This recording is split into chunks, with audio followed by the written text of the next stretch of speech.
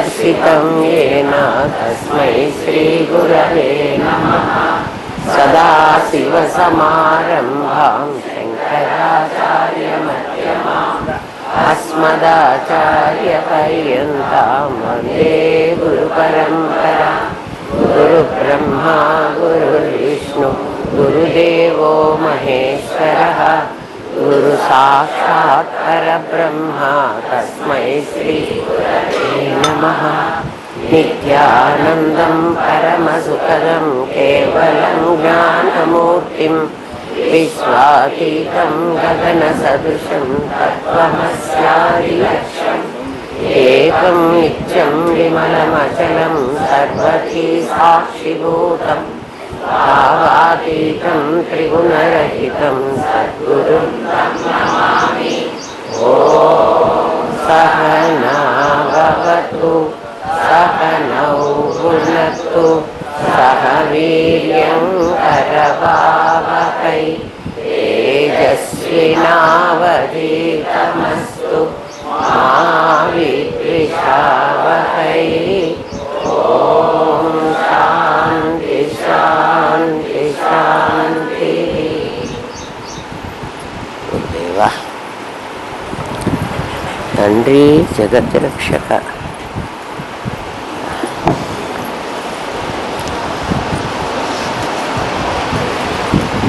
109వ ప్రశ్న. ఏమ్మా 109 అంటే 1, 9 కలిస్తే 10 అవుతాయి. 10లో మొత్తం 0 1 మాత్రమే ఉంటుంది. ఎక్కడైనా కూడా ఆ నంబర్ వచ్చింది అంటే 8, 1 వచ్చే నంబర్ వచ్చింది అనుకోండి 9, అది ప్రపంచ రూపంగా మారిన పరమాత్మ. అంటే అది సగుణం అన్నమాట. పరమాత్మ నంబర్ ఏమిటి అంటే 9. 9 అంటే నిర్గుణ పరమాత్మ సగుణమైనటువంటి స్థితి కదా. 10 పరమాత్మ అసలు స్వరూపం. దాన్ని బట్టి 1 పరమాత్మ యొక్క లక్షణం, 9 ఆయన స్వభావ లక్షణం. 1 స్వరూపం, 1 స్వభావం. నిన్నటిదాకా మనం స్వభావాన్ని గురించి చెప్పేసుకున్నాం. 108 చాలా ముఖ్యమైన చెప్పా మీకు. ఇప్పుడు ఇది 109. ఇది పరమాత్మ లక్షణమే ఉంటుంది దీంట్లో. మీరు ఊరికే నేను చాలాసార్లు చెప్తున్నా మీకు అర్థం కావటంలే. ఏమో అమ్మ చెప్తున్నారు వినిపోదాం అనుకుంటున్నారు. అట్లా వినిపోయేవాడికి ఇది అర్థం కాదు కదా. రాను రాను వెళ్ళే కొద్దీ చెప్తున్నప్పుడు మీకు అర్థమైనట్టు ఉంటుంది, చాలా బాగుంది అనిపిస్తుంది. కానీ తర్వాత మీకు అది అర్థం కాదు. ఎందుకు అంటే ఇంటికి పోయి మీరేం సాధన చేయటంలే, నాకు తెలుసు. ఇక్కడ వింటున్నారు, విని వెళ్ళిపోతున్నారు, మళ్ళీ వినటానికి వస్తున్నారు. మహా అయితే దీన్నే చదువుకుంటున్నారు 4 సార్లు కాకపోతే 10 సార్లు. సాధన చేయటం అంటే దాంట్లో ఉన్న ప్రతి విషయాన్ని ఒకళ్ళకి 2, 3, 4 మీరు కూర్చొని దాని గురించే మాట్లాడుకోవాలి, దాన్ని గురించే ఆలోచన చేయాలి. లేకపోతే ఎన్ని సంవత్సరాలు నేను ఇట్లా చెప్పినా మీకు రాదు.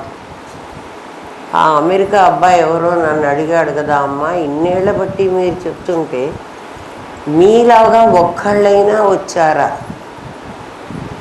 మరి రారేమో. మిమ్మల్ని నేను కోపడ్డం సహజం కాదు, కానీ ఎందుకంటే నా దగ్గరికి చాలా ఫోన్లు వస్తాయి. మేము ఎల్ఎన్ రాజు గారిని వింటున్నామమ్మా, మీది కూడా వింటున్నాము అని. ఎల్ఎన్ రాజు గారిది వినే అర్థమైన వాడు ఇంకెవరిది వినక్కర్లే కదా. అంటే ఆయనకు కూడా ఈ ప్రాబ్లం ఉందని నాకు అర్థమవుతోంది. చెప్పేవాడు చెప్తాడే కానీ వినేవాడు సాధన చేయకపోతే ఇది మీ సొంతం కాదు. ఏదైనా కాపీ కొట్టచ్చేమో కానీ బ్రహ్మ విద్యను మాత్రం కాపీ కొట్టడానికి ఎటువంటి పరిస్థితిలో వీలు కాదు. ఇది అర్థమైనట్టే ఉంటుంది. చెప్తున్నా కదా, అది బ్రహ్మ విద్యనా అని అర్థమైనట్టే ఉంటుంది. ఇంకా కాస్త డెప్త్లో ఉంటుంది ఇవాళ పాఠం. అవి మీకు ఎంత చెప్పగలను, చెప్దామంటే కూడా నాకు కూడా కొంచెం హెల్త్ బాగాలేదు, ఆయాసం వస్తున్నది.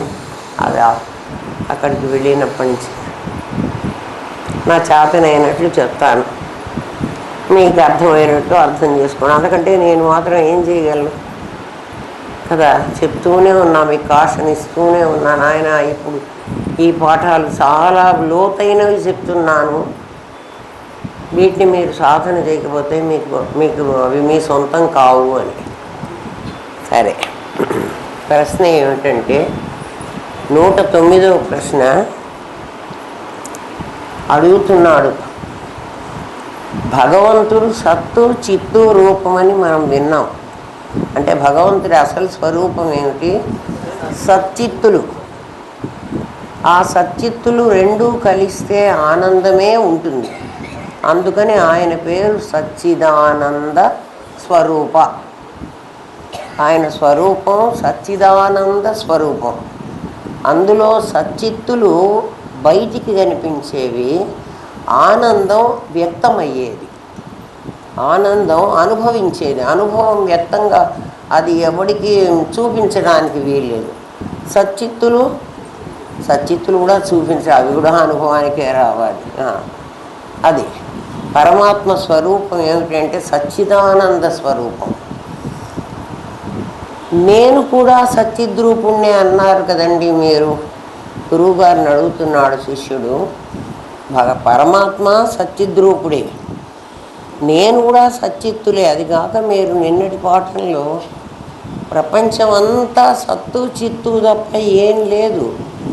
సత్తు చిత్తు అంటే ఇదిగో ఈ మైకు ఉంది అంటున్నాం, ఈ మైకు కనిపిస్తుంది అంటున్నాం. ఉంది అనాలంటే కనిపించాలి. ఉండడం కనిపించడం అనేటువంటి రెండు లక్షణాలు దీంట్లో ఉన్నాయి. ఆ రెండిటికే అస్థి భాతి అని పేరు కదా. ఆ అస్థి భాతి అందంటే ఇది సగుణంగా ఉంది అని, ఆకారం వచ్చింది. ఇదే నిర్గుణమైతే సచ్చిత్తులు అనాలి.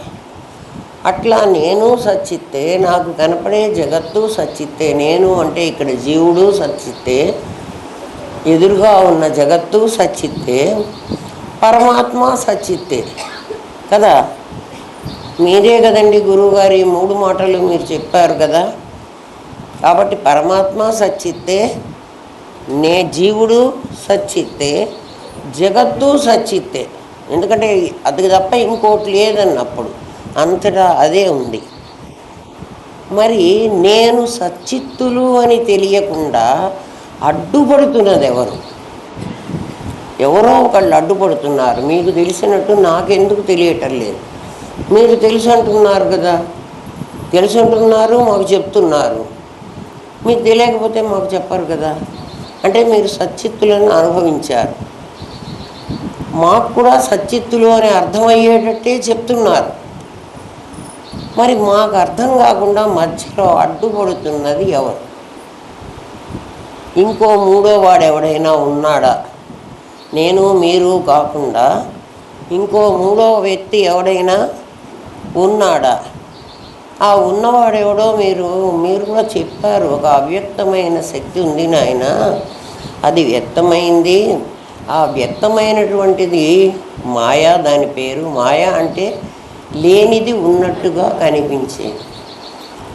అది కనిపించి ఏం చేస్తోంది అంటే సచ్చిత్తులు కనపడనీయకుండా అడ్డం పెడుతోంది. అది మాకు వచ్చిన తిప్పలు.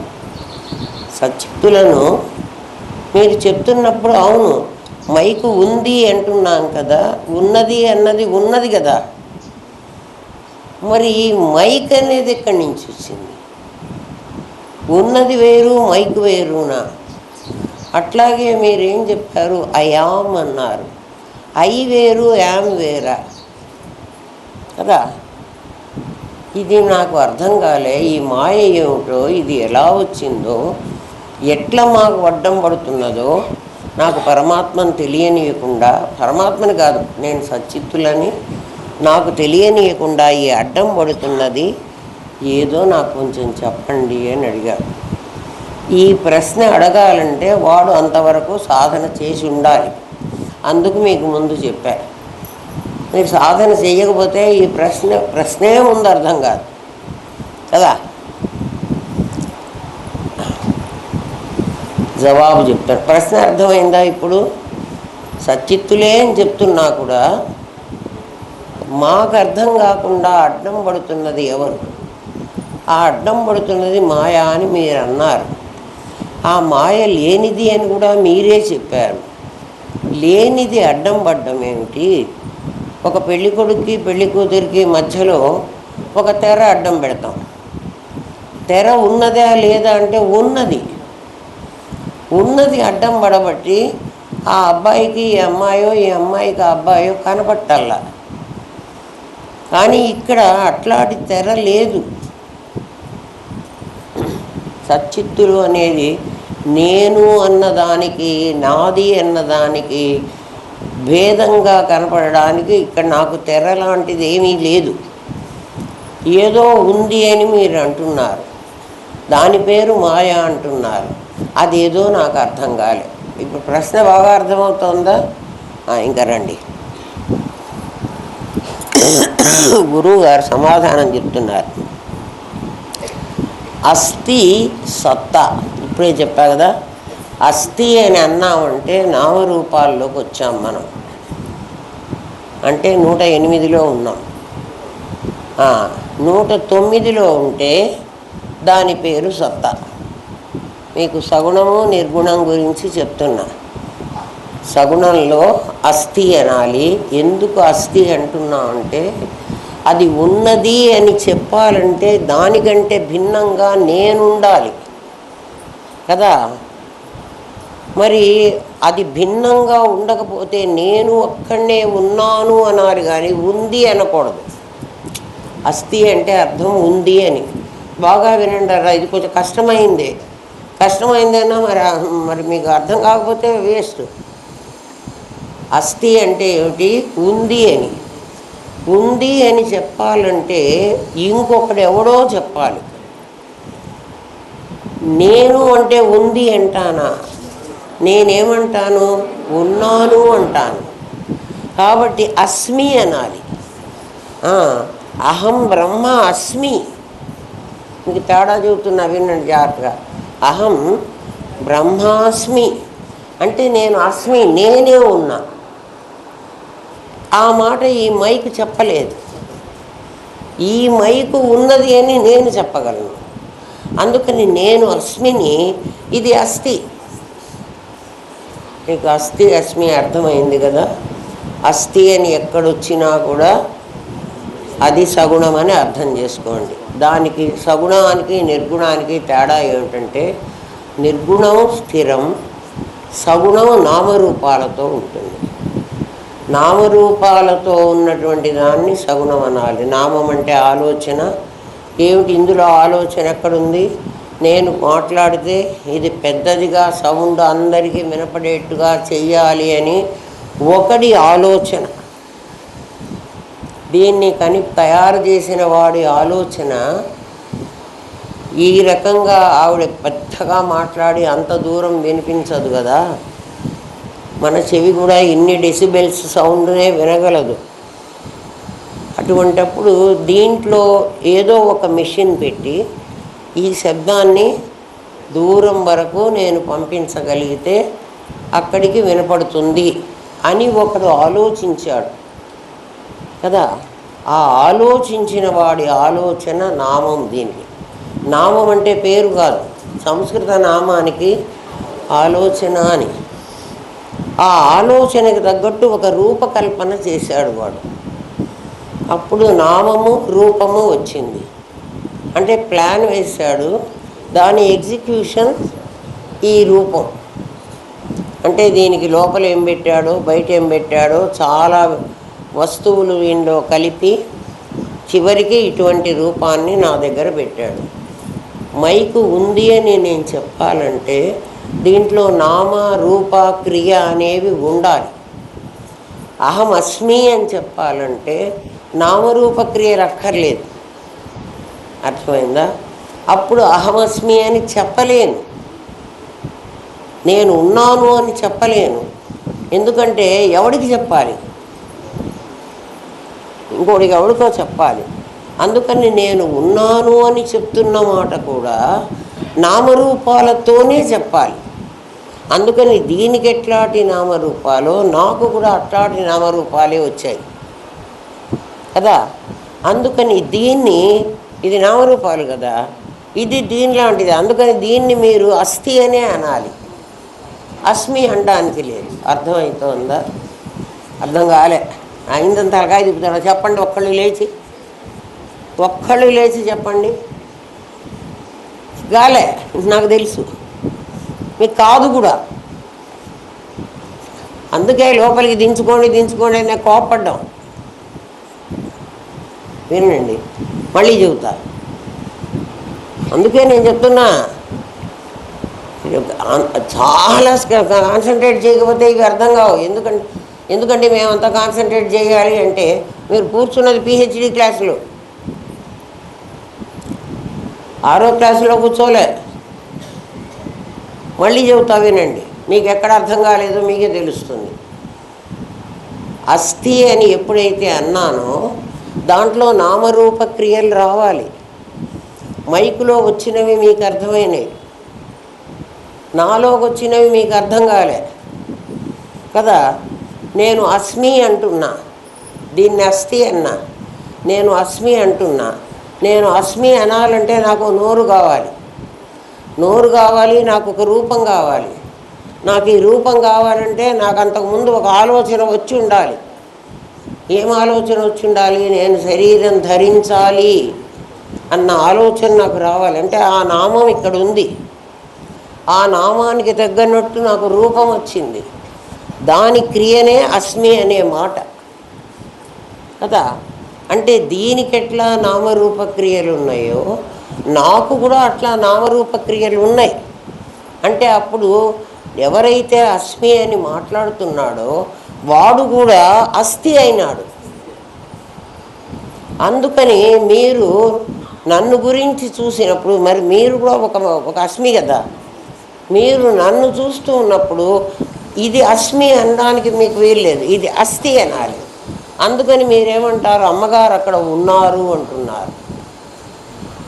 అర్థమైందా? అంటే ఈ ప్రపంచమంతా కూడా అస్థి రూపంలో ఉన్నది. అంటే ఇది కేవలం నామరూపాల వల్ల వచ్చింది. అది మీకు అర్థం కావాలి. ఇప్పుడు అర్థమైంది కదా. అంటే నామరూపాలు ఉన్నవాడు మాత్రమే అస్థి అనాలి. నామరూప క్రియ లేనటువంటి చోట అస్మి. కాబట్టి అస్మి నిరాకారం, అస్థి సాకారం. ఎందుకో అర్థమైంది కదా. అస్థి అనాలి. అస్మికి అస్థికి మధ్య ఏం తేడా వచ్చిందంటే నామం, రూపం, క్రియ అనేవి తేడా వచ్చింది కదా. అంతే కదా. ఒక నిరాకారానికి ఒక సాకారానికి మధ్యలో ఏమొచ్చిందరా? నామరూప క్రియలే వచ్చాయి కదా. అది అట్లా ఉండకుండా ఇట్లా ఉండడానికి నామరూప క్రియలు రావాలంటే ఒక నిరాకారంలో నుంచి ఒక శక్తి బయలుదేరి బయటికి రావాలి, వ్యక్తం కావాలి. శక్తి ఎలా వ్యక్తం అవుతుందంటే జాగ్రత్తగా వినండి. ఇక్కడ అంటే ప్రతిదీ జాగ్రత్తగా వింటేనే అర్థమవుతుంది, లేకపోతే నేను రెండోసారి చెప్పాల్సి వస్తున్నది. శక్తి ఎలా వ్యక్తం అవుతుందంటే శక్తి త్రిగుణాత్మకమైంది. దాంట్లో 3 గుణాలు ఉండాలి. 3 గుణాల్లో నామం ఒకటి, ఇచ్ఛ, జ్ఞాన, క్రియ. అవే నామ రూప క్రియ. అది వ్యక్తమై ఏది ఆ నిరాకారమైన పరమాత్మలో నుంచి నామరూప క్రియలు అనేటువంటి రూపం ధరించాల్సిన ఇచ్ఛాశక్తి, జ్ఞానశక్తి, క్రియాశక్తి అనే 3 బయటకు వచ్చి, జాగ్రత్తగా వినండి, అదే నామరూప క్రియల రూపం ధరించింది. కాబట్టి ఒక నిర్గుణం సగుణం కావాలంటే అవ్యక్తమైన శక్తి త్రిగుణాత్మకమై నామరూప క్రియాత్మకమై అది అస్థిభాతిగా కనిపిస్తోంది. అదే ప్రపంచం, జీవుడు జగత్తు అదే. జీవుడు జగత్తు ఏం కనపడుతున్నాయి? రూపాలు కనపడుతున్నాయి. రూపాలకు వెనక మనకు కనపడకుండానే నామం ఉంది కదా. ప్రతి చోట క్రియ కనపడుతోంది. క్రియ అనేక విధాలుగా ఉంటుంది. మైక్లో మాటగా బయటికి వెళుతోంది, ఫ్యాన్లో గాలిస్తోంది, లైట్లో వెలుగుతోంది కదా. అలాగే నా నోట్లోంచి మాట బయటకు వస్తోంది, మీ చెవిలో నుంచి వింటున్నది, మన ముక్కులో నుంచి శ్వాసిస్తున్నది కదా. ఇన్ని పనులు చేస్తున్నది. ఇప్పుడు ఏమైంది? నిరాకారమైన పరమాత్మ సాకారమైనటువంటి ప్రపంచంగా జీవుడుగా కనిపించాలంటే అందులో పరమాత్మలోని శక్తే వ్యక్తమై కదా, అది త్రిగుణాత్మకమై అది నామరూప క్రియలుగా మారేటప్పటికీ మనకి ఈ ప్రపంచం అంతా కనపడుతోంది. ఇప్పుడు ఈ ప్రపంచాన్ని కనపడకుండా దీన్ని నిర్గుణంగా చెయ్యాలంటే నేనేం చెయ్యాలి? ఎట్లా నేను బయటికి వచ్చానో అట్లా లోపలికి పోవాలి, అంతే. అర్థమైందా?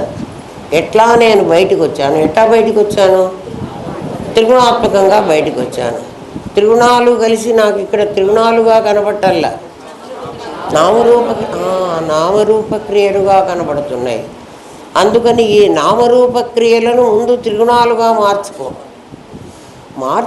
నువ్వేం మార్చవాకు, వాటిని ఎక్కడే పెట్టు కదా. వాటిని తీసుకెళ్ళి ఆ నామరూప క్రియలు రాకముందు అది ఏదో ఒక పరమాత్మ, అది ఎట్లుంటుందో నాకు తెలియదు కదా. దాంట్లో నుంచి ఒక శక్తి వ్యక్తమైంది. ఇది అర్థం కావాలంటే మనకై మనం ఊరికే కూర్చుని ఉంటే, ఎవరేం మాట్లాడకుండా మనం కూర్చుందాం. మన ఇంట్లో కూర్చుని ఉంటే మనకు ఒక ఆలోచన వచ్చింది. ఆలోచన రాగానే, ఆలోచన రాకముందు స్థితి నిర్గుణం. ఆలోచన రాగానే నామం వచ్చేసింది, ఇచ్ఛ, దాని పక్కన జ్ఞానం, దాని పక్కన క్రియ, నామరూపమైంది. అంటే నీ బ్రెయిన్లో తయారైపోయింది ఆలోచన, నీ బ్రెయిన్లో తయారైంది. నాయన అర్థమవుతున్నది కదా. తయారైనది ఈశ్వర సృష్టి, దాని పేరు. అంటే దానికి ఇంకా రూపం రాలే. నీకు ఒక ఆలోచన వచ్చింది, ఆలోచనని ఎట్లా చేయాలో ప్లాన్ చేసుకున్నావు, దానికి క్రియ కూడా నీ దగ్గరే తయారైపోయింది. దానికి రూపం కల్పించలే ఇంకా నువ్వు. అంటే అది నీకు మాత్రమే కనపడేది. మీ ఆలోచన మీకే తెలుస్తుంది, నాకు కూడా తెలుస్తుంది, తెలియదు. ఆ ఆలోచన ప్రకారం మీరు ఇక్కడ 5 భూతాలను తీసుకుని పని చేయాలి. ఇది జీవ సృష్టి, అది ఈశ్వర సృష్టి, నువ్వు పరమాత్మవి. ఇప్పుడు 3 వచ్చినాయిగా, బాగా అర్థమైందా? నీకై నువ్వు కూర్చుని నువ్వు ఒక ఆలోచిస్తే, ఆ ఆలోచనకు ఒక రూపం వస్తే, ఆలోచన రాకముందు నువ్వు పరమాత్మవి. ఆలోచన వస్తే నామం వచ్చేసింది. అది ఎక్కడి నుంచి వచ్చింది? నీ లోపల నుంచే వచ్చింది.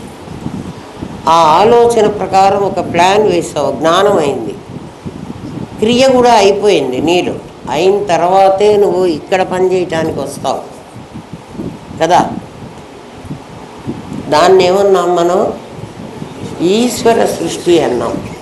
అంటే ఈశ్వర సృష్టి ఏ మెటీరియలు లేకుండా, మెటీరియల్ లేదు. ఏం నాయన కష్టంగా ఉందా? అర్థమవుతుందా? మీ ఆలోచన ఒక రూపం వెంటనే కనిపించింది కదా. మీకు ఇంకా అర్థమయ్యేట్టు చెప్పమంటే, నేను చాలాసార్లు ఇదే చెబుతా. ఊరిగా కూర్చున్నా, నాకు ఇవాళ లడ్డు చేసి మన పిల్లలకు పెడదాము అని ఆలోచన వచ్చింది. వెంటనే లడ్డూకి ఏం కావాలి అంటే శనగపిండి, పంచదార, నెయ్యి కావాలని నా బ్రెయిన్లోనే నాకు తెలిసింది. నాకు తెలియడం కాదు, నాకు అవి కనిపించినాయి. అది మీకు మీరు ముఖ్యం. సాధన ఇట్లా చేసుకోవాలి. ఒట్టొట్టిగా మాట్లాడుకోవడం కాదమ్మా.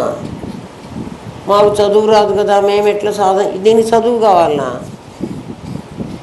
కదా, దీనికి డిగ్రీ కావాలా, చెప్పింది సమంగా వినక. వెంటనే లడ్డు, దానికి కావలసిన వస్తువులు, దాని రూపము నాకు కనిపించింది కదా. మా ఇంట్లో ఏదో ఒక వస్తువు లేదనుకోండి, వెంటనే ఆ వస్తువు అక్కడ అసలు వస్తువులే లేవు, కానీ కొన్ని ఉన్నాయిట, కొన్ని లేవుట. జాగ్రత్తగా వినండి. నా ఆలోచనలో లడ్డు చేయాలంటే 3 వస్తువులు కావాలనుకున్నాం. ఇది ఉదాహరణే అమ్మా, మీరు ఏ ఆలోచన చేసుకున్నా నాకు పర్వాలేదు. ఏ ఆలోచన చేసినా దానికి ఒక రూపం కనిపిస్తోంది. మీకు రూపం కనిపించాలి. కనిపించాలంటే ఈ కళ్ళ అవసరం లేదు. ఆ రూపాన్ని చూసేది కూడా ఈశ్వరుడే కదా. ఇప్పుడు ఈశ్వరుడు ఎక్కడున్నాడు? ఉన్నాడా? వాడు పాము మెళ్ళో వేసుకొని శిఖలు వాడా ఈశ్వరుడు? ఆధర్రా. పరమాత్మగా ఉండకుండా నేను పరమాత్మగా ఉంటే నా సైలెంట్గా కూర్చున్నాను. పరమాత్మగా ఉండకుండా ఆలోచన చేశాను. ఆలోచన చెయ్యగానే నాకు నా లోపలి శక్తి వ్యక్తం కావాలి. అదే నాకు నామరూపాలు కల్పిస్తుంది. అందుకు చెప్తున్నా మీకు, నా లోపలి శక్తి ఏం చేయాలి? నామరూపాలు కల్పించింది. కల్పించటంటే కనిపించేటట్టుగా కల్పించింది. కనిపించినాయి కదా, లడ్డూలు కనిపించినాయి. మా ఇంట్లో పంచదారను శనగపిండి ఉన్నాయి, నెయ్యి లేదు అని కూడా చెప్పినాయి. అంటే పంచదార శనగపిండి ఉన్నాయిట. అంటే 3 నాకు కనిపించినవే. అందులో 2 ఉన్నాయి అంటోంది, 1 లేదు అంటోంది. అంటే లేదన్నది ఉన్నదే, ఉన్నదన్నది లేనిదే. ఏవీ లేవు కదరా అక్కడేం లేవు. ఆలోచనే అది అంతవరకు. ఆ 3వది ఉంటే లడ్డు చేసేయచ్చు, నేను చేసేస్తాను అనుకుంది. అది ఈశ్వర సృష్టి. అంటే అది కనిపిస్తుంది, దానికి మెటీరియల్ అవసరం లేదు, అది కేవలం జ్ఞానరూపంగా ఉంటుంది. ఆ ఈశ్వర సృష్టి నీకు బ్లూ ఫిలిం అంటాం కదా మనం, ఆ ఫిల్మే కదా సినిమాగా ప్రొజెక్ట్ అయ్యేది. ఒక ఫిలిం తయారు కాకపోతే సినిమా కనపడదు. కనపడేది బయటకు వచ్చింది. అది నీ మనస్సులో ఊహించుకున్నటువంటి చిత్రం. అది నీ ప్రపంచం. దాన్ని ఎవరు సృష్టించారు? నీవు సృష్టించావు. నువ్వంటే ఎవరు? నువ్వు పరమాత్మవి. ఈశ్వరుడు అంటారేంట్రా? నువ్వు ఈశ్వరుడు ఎట్లయినావుడా? నువ్వు ఊరికే కూర్చున్నావురా. కాస్త ఎలర్ట్గా ఉండండిరా. నేను ఇంత కష్టపడి చెప్తుంటే మీరు అలర్ట్గా ఉండకుండా నోటికొచ్చిందని మాట్లాడేది క్లాస్ రూమ్ కాదు. ఇది గవర్నమెంట్ స్కూల్ కాదు. ఇది బ్రహ్మ విద్య బోధన. ఈశ్వరుడు ఉన్నాడని మళ్ళీ అనిపిస్తే ఏం చేయమంటావు నన్ను? ఉన్నది పరమాత్మ. నువ్వు ఊరికే కూర్చుని ఉన్నావు. నువ్వు పరమాత్మవి. నువ్వు కదా ఆలోచించింది. ఆలోచన నీ లోపలి నుంచి వచ్చింది. నీ లోపలి నుంచి వచ్చి ఏ మెటీరియల్ లేకుండానే రూపాలని చూపించింది నీకు. ఆ కనిపించిన రూపం వరకు మీకు అర్థం కావడం కోసం అది ఫిలిం అని చెప్పాను. అంటే దానికి ఏ వస్తువు, మనుషులు లేరు ఫిలింలో. ఎవరున్నారా? ఆ క్యారెక్టర్లు ఉన్నారా? లేరు. బొమ్మలు కూడా కావు. అవి జస్ట్ ఉన్నట్టుగా కనిపించే ఆకారాలు.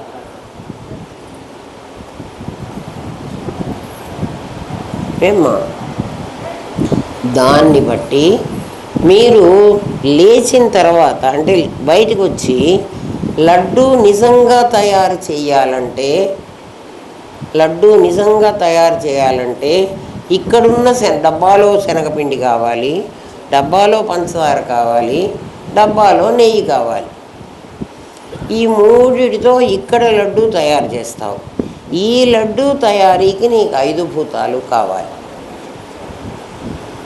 ఇప్పుడు పంచభూతాలతో తయారైనటువంటి వస్తువు అది నిజమని నువ్వు అంటున్నావు.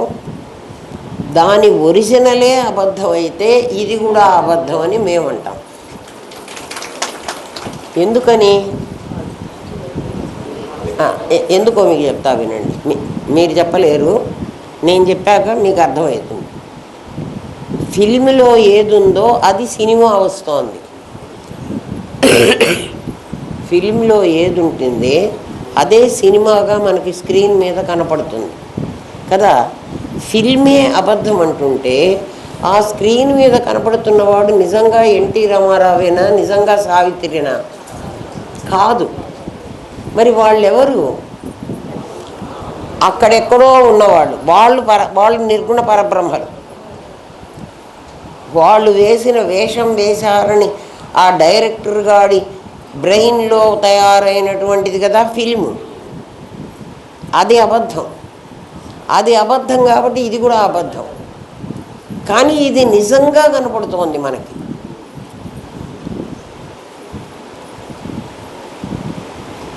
మీ దగ్గరికి వచ్చి మీ సాధనలో మీతో మాట్లాడిస్తా. ఎన్టీ రామారావు సినిమా తీయడం అది కాదు. మీరే ఏం చేస్తారో చెప్తా. సాధన చేసిన వాడికి, సబ్జెక్ట్ అర్థమైన వాడికి అప్పటికప్పుడే ఇవన్నీ స్ఫురిస్తాయి. ఎక్కడికో వెళ్ళక్కర్లే, ఏ పుస్తకాల్లో ఉండవు. ఇప్పుడు చూడండి, మీకు చూపిస్తా. మంచం మీద మీరు ఒకళ్ళు పడుకొని ఉన్నారు. వీడు మంచం మీద పడుకున్నవాడు, నిద్రపోతున్నవాడు. వీడు పరమాత్మ. మీకు ఉదాహరణ చెబుతున్నా. నిద్రపోయేవాడందరూ పరమాత్మ అంటున్నారు అమ్మగారని. మరి అట్లా అంటే నేనేం చేయలేను. ఏమ్మా? వీడు అన్ని పనులు చేసుకొని మంచం మీద పడుకున్నవాడు. వీడు మనిషి కాసేపు అనుకోండి. వీడు నిద్రపోయినాడు. వీడు నిద్రపోగానే వీడికి ఒక కళ వచ్చింది కదా. వీడి కళలో ఏ మెటీరియలు లేదు. కళలో రోడ్డు తయారు కావడానికి, కారు తయారు కావడానికి నిజంగా తయారు కాలే. అవన్నీ లండన్ వీధులన్నీ తయారు కాలే. మీకు ఆ కళ గుర్తు చేస్తున్నా మళ్ళీ. ఏ మెటీరియలు లేకుండా వీడు ఆ కళ తయారు చేసుకున్నాడు. వీడు సృష్టించిందేనా? ఇంకెవడన్నా వీడి కళ్ళలోకి వచ్చి అవన్నీ బొమ్మలు తయారు చేసిపోయినాడా? వీడే సృష్టించుకున్నాడు. సబ్జెక్ట్ కూడా వీడిదే, అంటే దానికి ప్లాన్ కూడా, అంటే ఇచ్ఛ కూడా వీడిదే, జ్ఞానం కూడా వీడిదే, క్రియ కూడా వీడిదే. అక్కడ జరుగుతున్న క్రియ 3 అబద్ధమే కదా. కళలో కనిపించిన 3, ఇందాక నువ్వు లడ్డూ చేయాలన్నప్పుడు మనస్సులో వచ్చిన 3 అబద్ధమే. ఏమ్మా? వాటిని తెల్లవారిన తర్వాత వీడు నిద్రలో లేచాడు. నాకు రాత్రి ఇట్లా కళ వచ్చిందిరా అని ఆ కళని గుర్తు చేసుకుని మీకు చెప్తున్నాడు. గుర్తు చేసుకున్నప్పుడు ఒక బొమ్మ కనపడుతోంది, వాడికి కళే కనపడుతోంది. ఇది కూడా వితౌట్ మెటీరియల్ తయారైన బొమ్మే. కానీ వీడు చెప్తున్నప్పుడు ఇది వాస్తవం అని చెప్తాడు, అది అబద్ధం అని చెబుతున్నాడు కదా. అవునా కాదా? మనం సినిమాని ఏమని చూస్తున్నాం? ఇది వాస్తవం అని చూస్తున్నావు. సినిమా నిజమని చూస్తున్నావు. వాళ్ళు మాట్లాడుతున్న మాటలు కానీ వాళ్ళ క్రియలు అన్నీ నేనెక్కడ చూశానండి నిజం. అరే, నువ్వు ఆ హీరోయిన్ని చూసి వాడు వీడిని ప్రేమించాడని నువ్వే చెబుతున్నావు కదా. అవి 2 బొమ్మలు ఎట్లా ప్రేమించుకుంటాయి? ఏమిరా, అర్థమైందా? వాస్తవికతని నువ్వు కల్పించావు. ఎవరివి? చూస్తున్న నువ్వు కదా దానికి నిజం. ఈ ప్రపంచాన్ని చూస్తున్న నువ్వు దీనికి వాస్తవం కల్పించి చస్తున్నావురా. అర్థమైందా ఇప్పుడు? ఇది ఆభాసరా, ఇది అబద్ధంరా అంటే మేము విని చావవు. ఎందుకు వినవు అంటే సినిమా నిజం అంటున్నావు కదా, ఇది కూడా నిజం అంటావు. అయితే మీకు కనపడలేదా అమ్మా, ఇది మాకే కనపడుతున్నదా? లేలే, నాకు కనపడుతోంది, మీకు కనపడుతోంది. నాకు అబద్ధంగా కనపడుతోంది, మీకు నిజంగా. నాకు సినిమాలాగా కనపడుతోంది, మీకు దీన్ని నిజంగా కనపడుతోంది. నిజంగా కనపడితే ఏడుపు వస్తోంది, అబద్ధంగా కనపడితే ఏమీ రాదు కదా. అర్థమైందా? 108వ ప్రశ్నకి 109వ ప్రశ్నకి తేడా ఎంత ఉందో చూడండి. 108వ ప్రశ్నలో ఇదంతా ఆభాస అనుకోమన్నాం. ఇప్పుడు అనుకోక్కర్లే, నువ్వు రోజు చేస్తున్న పనే అది. రోజు ఇది చేస్తూ నువ్వు అనుకోవడం మాత్రం ఇది చాలా నిజం అనుకుంటున్నావు. నిజం అనుకుంటున్నావు అంటే సినిమా చూసి సినిమా నిజం అనుకుని అందులో ఏడ్చేవాళ్ళని కూడా నేను చూసా. సినిమాలో వచ్చిన కష్టాలు చూసి, ఇప్పుడు సినిమాల్లో కష్టాలు ఉండవులే, ఒకప్పుడు ఉండేవి. ఇక్కడ ఈ మన ఆడియన్స్లో కూర్చున్న వాళ్ళు ఏడిచి చస్తూ ఉంటారు. ఎందుకమ్మా అంత ఏడుస్తున్నారంటే, అబ్బాబ్బా ఎన్ని కష్టాలు అంటే దీన్ని తాదాత్మ్యం అనాలి. తాదాత్మ్యం అంటే అది అర్థం. అంటే ఏమిటి? ఆ పర్సనాలిటీ అబద్ధమైతే దాంట్లో నిన్ను పెట్టుకొని కదా, లేకపోతే నీకెందుకు ఏడుపు వస్తుంది? కష్టాలు సినిమాలో హీరోయిన్ కదా కదా.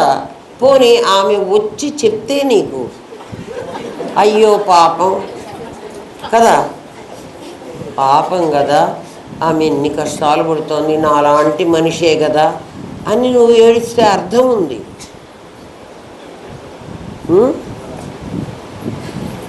ఇప్పుడు ప్రపంచం ఎట్లా ఆడిదో తెలిసిందా? నాకు నేను తెలిసాను అని మాట్లాడవాకండి. నేను తెలిస్తే నువ్వు ఇట్లుండవు. అర్థం చేసుకో. అర్థం చేసుకోవడానికి ప్రయత్నం చేయండి కదా. తెలిసింది కదా. మధ్యలో ఏమొచ్చింది? నామరూపక్రియలు, ఒక అబద్ధమైన నామరూపక్రియలు. అబద్ధం అంటే ఏమిటి? వాటికి వాస్తవికత లేదు, అయినా కూడా అవి వాస్తవమైనట్లు కనపడుతున్నాయి. ఎందుకు కనపడుతున్నాయి? వాస్తవమైనట్లు ఎందుకు వాస్తవమైనట్లు కనపడటం అందరికీ ఉంది కదా. ఏంరా, కళ కంటున్నప్పుడు కళ అబద్ధం అని నీకు తెలుసు, కంటున్నప్పుడు తెలియదు. కానీ బయటకు వచ్చాక కూడా నా కళలో చూడరా, నీ కళలో ఎంతమంది కూలీలు పనిచేశారు, నువ్వు మేడ కట్టుకున్నావు కదా. ఆ కట్టుకున్న దాని ప్రకారమే కదా ఇక్కడ కట్టావు. ఇక్కడ కట్టాలంటే కూలీలు కావాలి, మెటీరియల్ కావాలి. అక్కడ కట్టాలంటే అక్కర్లేదు. సినిమా ఇక్కడ చూపించాలంటే నీకు కరెంటు, స్క్రీను ఇవన్నీ కావాలి.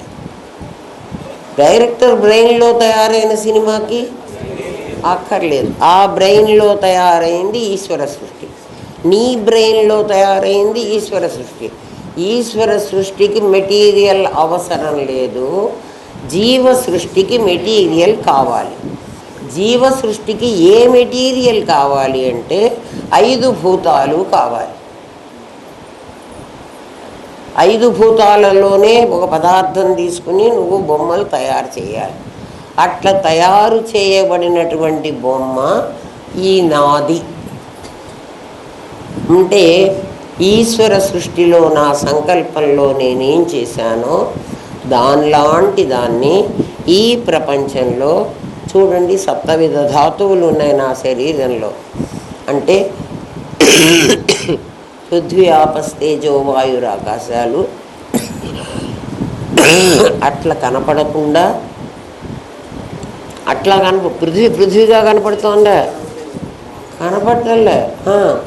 పృథ్వీ నాకు ముక్కుగా కనపడుతోంది, ఆకాశం నాకు చెవిగా కనపడుతోంది, అగ్ని నాకు కన్నుగా కనపడుతోంది.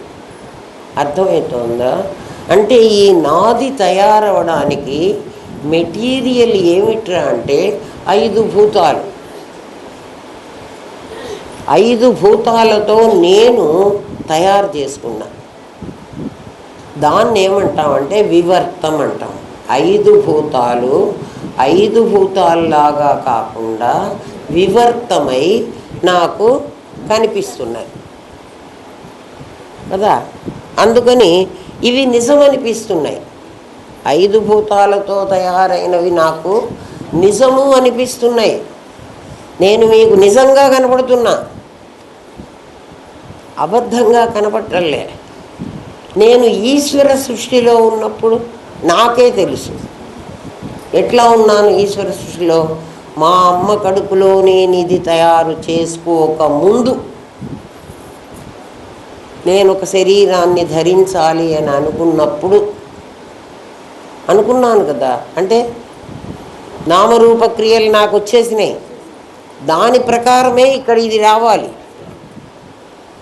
దాంట్లో 5 అడుగుల 3 అంగుళాలు ఉంటే నేను అంత పెరగాలి. దాన్నే ఏమంటున్నా అంటే విధి అంటున్నారు మీరు. విధి. బ్రహ్మదేవుడు సృష్టించాడు నన్ను. బ్రహ్మదేవుడు ఎవడు అంటే వాడికేం పిచ్చి రోగమా, పని లేదా? తల ఒక రకంగా సృష్టి, ఒకడిని తెల్లగా, ఒకడిని నల్లగా, ఒకడిని పొట్టిగా, ఒకడిని పొడుగ్గా, ఒకడిని దరిద్రుడుగా, ఒకడికి ధనవంతుడుగా, ఒకడికి తెలివి గలవాడుగా, ఒకడికి మొద్దు వెధవగా. వాడికి ఇదే పనే. ఆ బ్రహ్మదేవుడు ఒక లొకేషన్లో కూర్చొని కుమ్మరివాడు కూర్చున్నట్టు కుండలన్నీ పెట్టుకొని అందరినీ బొమ్మల్ని తయారు చేసి ఒక్కొక్కడి నెత్తి మీద ఏం రాయాలో రాసి పంపిస్తే మనం అందరం వాడి చేతిలో పడి చేస్తున్నామా? ఆలోచించండి నాయన. ఎవడికి వాడు తన సృష్టిని తానే చేసుకున్నాడు. అందుకని సంకల్పం నీది. ఆ సంకల్పం చేస్తున్నప్పుడు నువ్వే బ్రహ్మవి. ఆ మాటే లలితా సహస్రనామంలో. అంటే నేను చెప్పానని నమ్మవాకండి. లలితా సహస్రనామం మీకు చూపిస్తున్న కొటేషను. పరమాత్మగా ఉన్న నీలో నుంచి అవ్యక్తమైన ఒక శక్తి వ్యక్తమై ఆలోచన నామం అనేటువంటి స్థితిలో ఆలోచించింది. ఆ ఆలోచన ప్రకారం ఒక రూపాన్ని సృష్టించుకుంది. ఆలోచించినప్పుడు అది సృష్టికర్త్రి బ్రహ్మరూప. అప్పుడు ఆమె పేరు బ్రహ్మ. పరమాత్మ కాదు, బ్రహ్మ కదా. బాగా ఆలోచించండి. ఈశ్వర సృష్టిలో బ్రహ్మ. మరి బ్రహ్మ మగవాడని, సరస్వతి ఆడమనిషి అని మాకు అన్ని కథలు చెప్పారు. వ్యాసుడికి చెప్పాడు కదండి. అయితే వ్యాస భగవానుడు అబద్ధం చెప్తున్నాడు. ఆయన అబద్ధం చెప్పట్లే అమ్మా, నిన్ను డీకోడ్ చేసుకోమని చెప్తున్నాడు.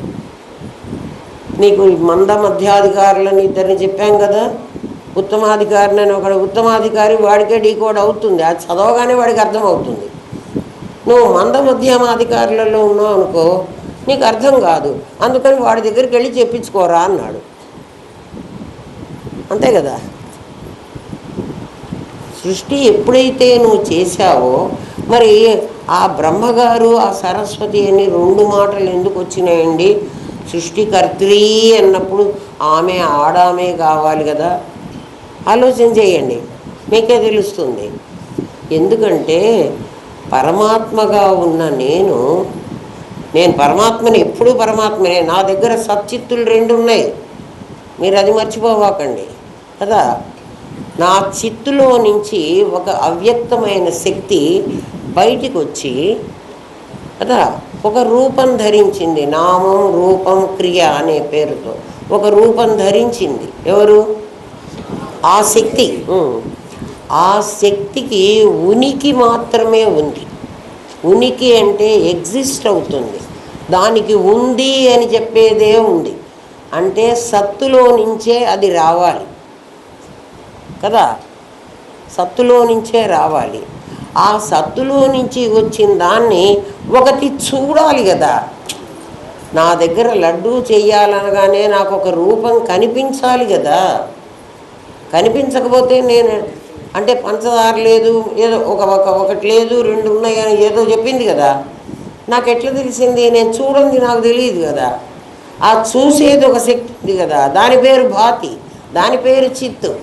నేనేదో మాటలు గారడీ చేయటంలే, చాలా క్లియర్గా చెప్తున్నా. ఇంకా అర్థం కాకపోతే మీ కర్మ, నన్నేం చేయలేరు కదా. ఏమైంది? అందుకని అక్కడ సచ్చిత్తులు ఉన్నాయి. ఆ సచ్చిత్తులు అస్థిభాతిగా ఉన్నాయి. అస్థిభాతిగా ఎప్పుడు ఉంటున్నాయో, ఈశ్వర సృష్టి అని చెప్పాను దాన్నే. అస్థిభాతిగా ఎప్పుడు ఉంటున్నాయో అక్కడ బ్రహ్మగారు సరస్వతి గారు ఇద్దరు ఉండాలి. నిజంగా సృష్టికర్త్రీనే కదా. దానికే వ్యాస భగవానుడు ఏమని చెప్పాడంటే, ఈ సగుణం సృష్టించేటప్పుడే వాళ్ళు ఇవన్నీ ఆలోచించి మహానుభావులు ఎవడో ఒకడైనా ఎవడికో ఒక్కడికే తెలుస్తుంది అన్నాడు. ఆ ఒక్కడైనా డీకోడ్ చేయకుండా పోతాడా?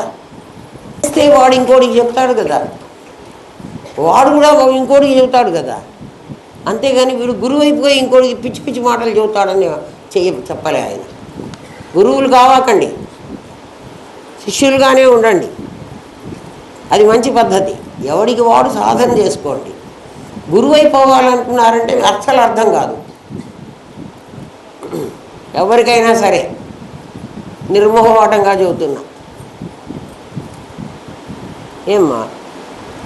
అందుకే సరస్వతీదేవి వీణ వాయిస్తూ ఉంటుంది. ఆ శబ్దాన్ని బట్టి బ్రహ్మదేవుడు సృష్టించాడంటారు. అంటే సృష్టి వాయించిన వీణ శబ్దము, ఆ శబ్దాన్ని సృష్టించింది ఎవరు? సరస్వతి. దాని ప్రకారం బ్రహ్మదేవుడు సృష్టించాడు.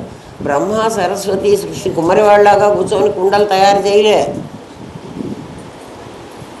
అర్థమవుతుందా? అట్లా చెయ్యరు. అట్లా చేస్తే చూడండి, మరి బ్రహ్మరాత, మ్యాన్ ప్రపోజల్స్, గాడ్ డిస్పోజల్స్ అంటారు కదండి. మరి ప్రపోజల్, ఆయన ప్రపోజల్ ఒకటి, మన ప్రపోజల్ ఒకటి కాబట్టి కదా మనకు అది అనుకున్నది అవటం లేదు. అనుకున్నది అవడం కాదు, అక్కడున్న ఈశ్వర సృష్టిలో ఏముందో అది జరుగుతుంది. దాని ప్రకారం కాకుండా ఇప్పుడు నువ్వు కొత్తగా ఇంకొకటి సృష్టిద్దాం అనుకుంటున్నావు. నువ్వు సృష్టించేది జీవసృష్టి. జీవసృష్టి ప్రకారం నువ్వు సృష్టిస్తుంటే అది ఈశ్వర సృష్టి ప్రకారమే జరగాలి కదా. ఫిల్మ్లో ఎట్లా ఉంటుందో అట్లనే సినిమా ఆడాలి. ఫిల్మ్లో ఉన్నట్టుగా కాకుండా ఇంకో రకంగా ఆడమంటే ఆడదు. ఇంకో రకంగా ఆడమంటాం నువ్వు అనుకున్నది కదా. అది అట్లా కాకూడదు, ఇట్లయితే బాగుండేది. బాగుండేది అనడానికి నువ్వెవడు? అక్కడ డైరెక్టర్ ఏది చెప్పాడో అదే ఉంటుంది. ఇక్కడ ఈశ్వర సృష్టిలో ఏది జరిగిందో అదే జరుగుతుంది. అందుకని మనం ఎన్నిసార్లు మనం ఎన్ని కావాలని అనుకున్నా అవి అవ్వవు. బాగా ఆలోచించండి, అవి జరగడానికి వీల్లేదు. ఒకవేళ జరగాలి అని నువ్వు గట్టిగా పట్టుబట్టి అది వాసన, అదే మళ్ళీ ఇంకో జన్మకి నిన్ను అట్లాడి కథకి తీసుకెళ్తుంది. ఆల్రెడీ ఇది తీసేసిన సినిమా, ఇంకోటి కావాలంటే ఇంకో సినిమా తీసుకో, ఇంకో జన్మకి వెళ్ళు. లేదంటావా? ఇది నువ్వు చేసింది, వాడెవడో చేసి నీ నెత్తిన పెట్టలే. కానీ జీవుడి లక్షణం ఏమిటంటే సాధారణంగా ఏ కష్టం వచ్చినా ఎవడి వల్ల వచ్చిందంటాడు. వాడెవడ్రా నిన్ను కష్టాలు పెట్టడానికి? ఒరే అక్కడ నూనె ఎవరు పోసారా, నా కాలు జారి కింద పడ్డాను అన్నాను అనుకో, ముందు అమ్మా మేము పోయలే, మేము అసలు చూడనే లేదమ్మా, ఓరు నీకు పదేగా నిన్ను అడగకముందే ఎవడు పోసాడురా అన్నా నేను. నువ్వేమంటావు? ఎందుకు నీ మీద గబుక్కుని వేసేసుకుంటున్నావు? అది జీవసృష్టి. అర్థమైందా? నాకు సంబంధం లేదు కదా, నేను చెయ్యలేదు కదా, నాకెందుకు అనుకోవటంలే. వాసనలన్నీ అట్లా నీ మీద నెత్తి మీద వేసుకుంటున్నావు. ఇప్పుడు జీవ సృష్టి, ఈశ్వర సృష్టి. అందుకే ఈశ్వర సృష్టి ప్రతిబంధకం కాదు, జీవ సృష్టి ప్రతిబంధకం. జీవ సృష్టే ప్రతిబంధకం.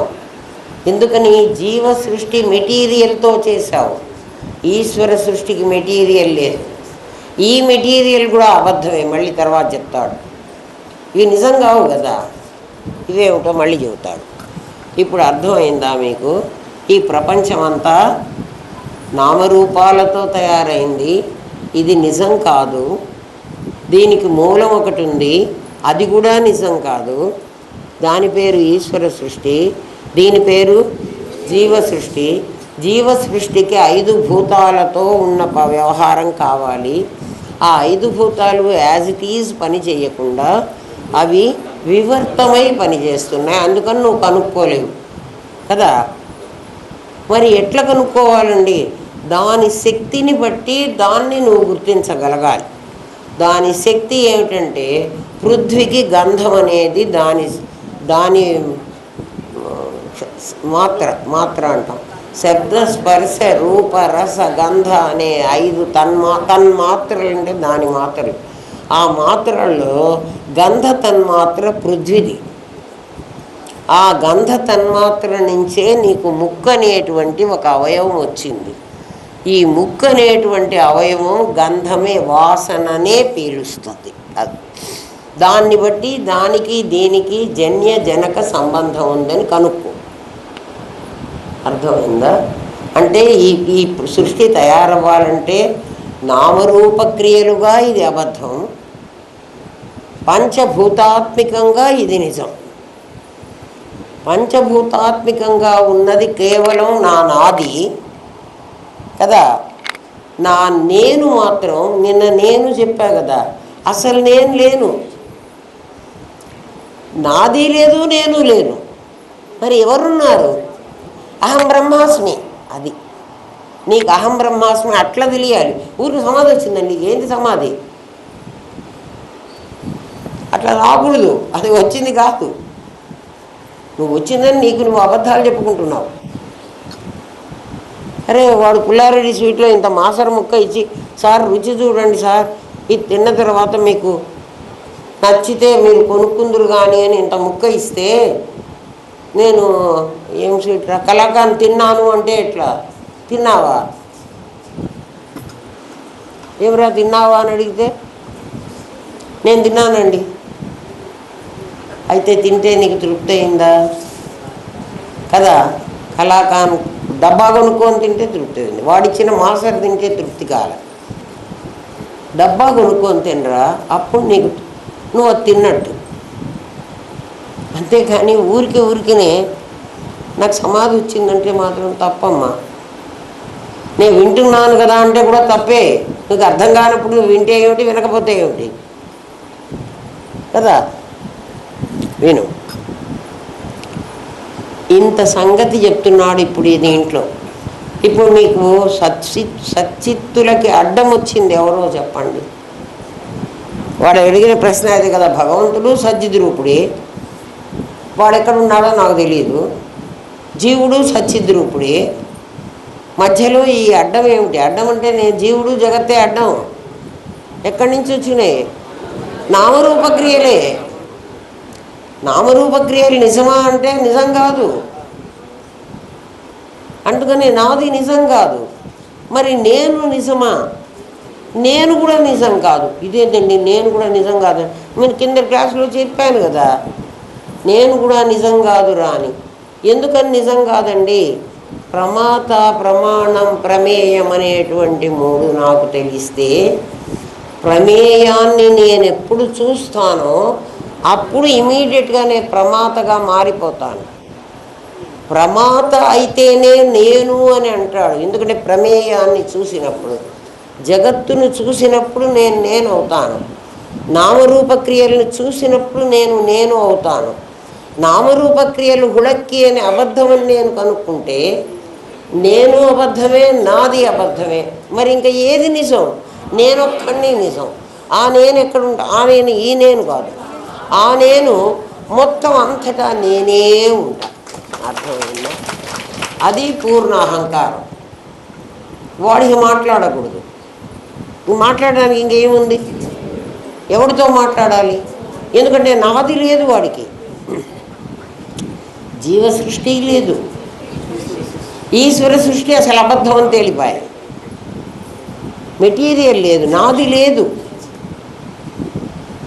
నాది రాకముందు నేనుందని పెద్ద భ్రమపడ్డాను కదా. నేను నాది కదా, నేను లేకపోతే నాదని ఎందుకంటాను కదా. కాబట్టి నేను నాది ఇద్దరూ లేకపోతే, వాడు భరత్ ఉన్నాడు అనుకో, వాడు భరత్ గాడు నాది, వాడిలో ఒక నేను ఉన్నాను అంటున్నాడు కదా. ఆ రెండూ లేవన్నాను నేను. మరి వాళ్ళ లోపల ఇంకోడెవడో ఉండాలి కదా. ఈ రెండు నామరూపాలని చెప్పేశాం కదా. అందులో ఒకటి ఈశ్వర సృష్టి, ఒకటి జీవ సృష్టి. ప్రమేయాన్ని చూసిన వాడు ప్రమాణం కదా, ప్రమాత కదా. ప్రమాత అయితే నేనైపోతాడు వాడు. మరి అందులో ఇంకా మిగిలిన వాడు ఎవడున్నాడు? ఇది కాకముందు అవ్యక్తమైన శక్తి ఏదుందో ఆ శక్తి కలవాడు ఉన్నారు వాడి దగ్గర. వాడెవడంటే నేనే. అందుకని నేను ఎక్కడున్నాను అంటే నీలో ఉన్నా. అదే కృష్ణుడు అన్నమాట. నేను అర్జున సర్వదేహానాం హృద్దేశే అర్జున తిష్టతి. నీ హృదయంలో ఉన్నాను అర్జున అన్నాడు. ఎందుకయ్యా నా హృదయమే దొరికిందా నీకు? నా హృదయంలో మా ఆయన్ని పెట్టుకోవాలి కానీ నువ్వు వచ్చి కూర్చుంటే ఎట్లనయ్యా అని అడిగితే, మీ ఆయన నువ్వు కూడా రాకముందు ఉన్నవాణ్ణి నేను. మీ ఆయన అబద్ధమే, నువ్వు అబద్ధమే. మరి నేను ఎక్కడికి పోవాలయ్యా? నువ్వెక్కడికి పోరు, నువ్వు అసలు లేవురా, నువ్వు నేనేరా. అదే తత్వమసి. అర్థమైందా? ఇక తెలుసుకోవాల్సింది ఏం లేదు. అది 109వ ప్రశ్న చెప్పే మాట. ఇప్పుడు చెప్తా వినండి కదా. ఏమో చెప్పలేను అని భయపడ్డా కానీ చెప్పగలిగానని అనుకుంటున్నా కదా. ఏమో ఎంత అర్థమైతే అంత అర్థమేమని. 100 మార్కులు వచ్చేవాడికి 100 వస్తాయి, 90 వచ్చేవాడికి 90 వస్తాయి, 20 వచ్చేవాడికి కూడా 20 వస్తాయి కదా. 0 అయితే రాదు కదా. అది ఎంతన్నా అర్థం కాదు. కమా అస్థి సత్తు అహం చిత్తు అని శాస్త్ర ప్రమాణం. శాస్త్రం ఇంత మాటే చెబుతుంది, ఇంకేం చెప్పదు. అస్థి అని ఎవరిని అంటున్నావో అది సత్తురా. ఎందుకని? నిర్గుణంగా ఉంటే దాని పేరు సత్తు, సగుణమైతే అస్థి. భాతి అని దేన్ని అంటున్నావో అది చిత్తురా కదా, ఇది సగుణం. పరమాత్మ గీతలో రసోహమప్సు కౌంతేయ ప్రభాస్మి శశి సూర్యయో ప్రణవ సర్వవేదేషు శబ్దం ఖే పౌరుషం ఋషో అన్నాడు. ఏమ్మా భగవద్గీతలో ఈ రసోహమప్సు, అప్సు అప్పు, అప్పు అంటే నీరు. కౌంతేయ అర్జున నేను రస అహం, నేను అహం రసః, నేను రసాన్ని. దేంట్లో? అప్పులో. అప్ అంటే నీరు, నీళ్ళల్లో నేను రసాన్ని కదా. శబ్ద స్పర్శ రూప రస గంధ అనే వాటిల్లో గంధం అనేది పృథ్వీ. ప్రభాస్మి శశి సూర్యయో, సూర్యుల్లో చంద్రుల్లో ఉండేటువంటి ప్రభ. ప్రభ అంటే వెలుగు. అస్మి నేనే. సూర్యుల్లో చంద్రుల్లో ఉండే వెలుగు నేనే. నీళ్లల్లో ఉండే రసస్వరూపం నేనే. రసో వైసహ అంటుంది శాస్త్రం. పరమాత్మ రసస్వరూపుడు. ఒక కథలో రసమని ఉంటుంది, ఆ రసం పరమాత్మ. కథ పరమాత్మ కాదు, కథ నామరూప క్రియ. అందుకనే రసో వై సహా అంటాడు. సహా ఆ వాడెవడో, సహా అంటే వాడెవడు అంటే రసమే, అందులో సారమే. నీళ్ళల్లో ఆ సారం అది ఎట్లా ఉంటుంది అంటే, అది ఎట్లా ఉంటుందో చెప్తా చూడండి. మీకు బాగా దప్పిక అయింది, ఒక గబగబా ఇంటికి వచ్చేసారు. అమ్మ ఒక చెంబెడు నీళ్ళు ఇవ్వండి అన్నారు. చెంబెడు నీళ్ళు గబగబ తాగేశాం. అబ్బా అంటున్నావే, నీళ్లు కాదు, ఆ నీళ్లు తాగి నీకు ఏ సాటిస్ఫాక్షన్ ఇచ్చిందో అది అది రసం.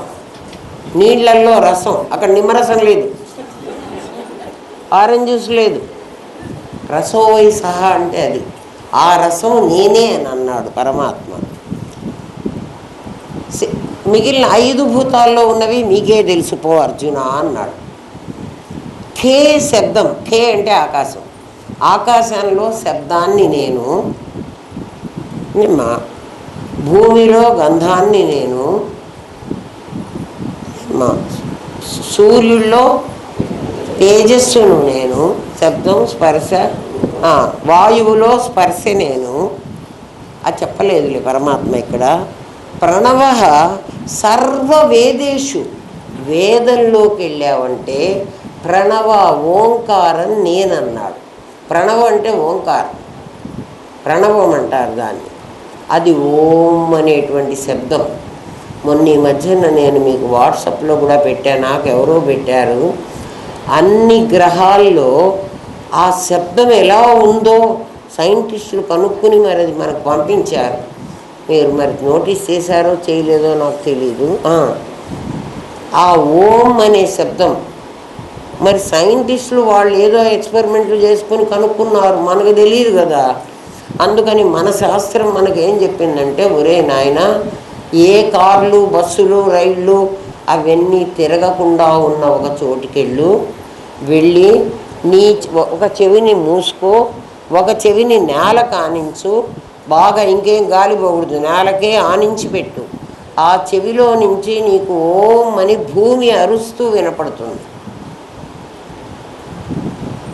అది వెతుక్కో, సాధన చెయ్యి అన్నప్పుడు నేను బెంగళూరు అక్కడెక్కడో ఒక జూ పార్క్కి తీసుకెళ్ళారు సార్ నన్ను.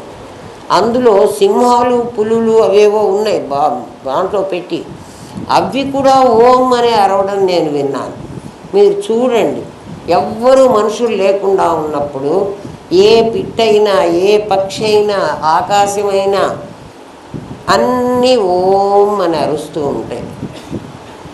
అంతేగాని ఓం అని నువ్వు అరిచేది కాదు. నిన్న వాళ్ళెవరో అక్కడ అట్లాగే చెప్పారు, కూర్చొని కదా, ఏదో నాభి దగ్గర నుంచి మేము ఓంకారం పైకి లాగితే అది చాలా గ్రేట్ అని కాదు. ఓం అనేది ప్రణవాక్షరం. దాన్ని చెప్పాను కదా, సహా అనేటువంటి సోహం అయింది అని, అది గ్రామటికల్గా మీకు చూపించాను. శబ్దాలన్నిట్లోకి, శబ్దం కాదు వేదాలన్నిట్లోకి ఓంకారం ప్రణవ సర్వవేదేషు. సర్వవేదాలు అంటే ఋగ్యజుస్సామాధర్వ వేదాలన్నిట్లోకి ఓం ఉందంటాడు. ఓం ఉంది అంటే ఏముండి ఉంటుంది? సహా అహం ఉంటుంది. సహా అహమే సోహం అవుతుంది. సోహంలో సాహా తీసి పారేస్తే ఓమే మిగులుతుంది. అది ఓమిత్యేకాక్షరం బ్రహ్మ వ్యాహరన్ మామనుస్మరన్. అందుకనే భగవద్గీత చెప్పింది. భగవద్గీత ఎట్లా అర్థమవుతుంది? గుట్టుట్టిగా అర్థమవుతుందా? అస్సలు అర్థం కాదు. అసలు ముందు నేర్చుకోవాల్సింది ఉపనిషత్తులు, తర్వాత నేర్చుకోవాల్సింది బ్రహ్మసూత్రాలు, ఆఖరణ నేర్చుకోవాల్సింది భగవద్గీత. కానీ మనం ముందు భగవద్గీత నేర్చేసుకుంటున్నాం. ఏం నేర్చుకున్నామో అంతే అంతే అదే నేర్చుకుంటాం. ఎవరు చెప్తాడో మరి. ప్రణవ సర్వ వేదేషు శబ్దం ఖే పౌరుషం ఋషు. జీవులలో పౌరుషాన్ని నేను అన్నాడు పరమాత్మ. అంటే జీవులలో జీవత్వం నేనలే. ఎందుకని? జీవత్వం లేదు. లేనిది నేను నా మీద ఎట్లా వేసుకుంటాను? ఇందాక చెప్పా కదరా, నాది లేదు నేను లేను. మరి ఏముంది? ఏముంది చెప్పండి? నేనున్నాను. నేనంటే ఈ నేను కాదు, పరమాత్మ. పరమాత్మ అయిన నేనున్నాను. ఆ నేను ఎట్లా ఉంటుందంటే, ఎవరైనా మీరు ఒక తప్పు మాట్లాడారనుకోండి, వెంటనే నీ ఎదురున్నాడు, హే అంటాడే, అది పౌరుషం. వాడు తెలియకుండా నిన్ను కోప్పడితే కాదు, జీవులలో వెంటనే వచ్చే ఒక ఒక యాటిట్యూడ్, అంటే యాటిట్యూడ్ అంటామా దాన్ని, వెంటనే రియాక్ట్ అవుతావు. శబ్దాలతో రాదు, అది మాటలతో రాదు కదా. నీ లోపల ఒకటి వస్తుంది, దాన్ని పౌరుషం అంటారు. ఏం రా నీకు ఎన్ని తిడుతున్నా పౌరుషం లేదంటాడు. పౌరుషం ఉంటే నువ్వు రిప్లై ఇవ్వాలి, అది